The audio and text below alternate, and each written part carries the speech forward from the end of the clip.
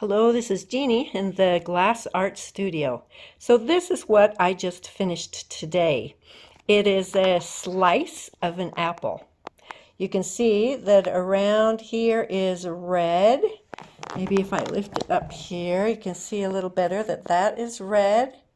Green for the little corners for leaves, and the pink and white for the meat of the apple, and some little seeds in the center. So I wanted to talk to you about how this first started out as a mosaic pattern. And with the mosaic pattern, I did things a little differently. For instance, right here, all these are very small little pieces because I knew I was not going to have to foil them and solder them. So I was able to make these smaller. Also, I made these smaller, whereas on that, I made it one full piece.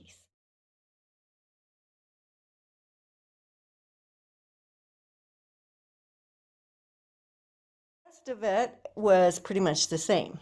So when it was finished as a mosaic, it was in a frame, and I just put a black grout in between.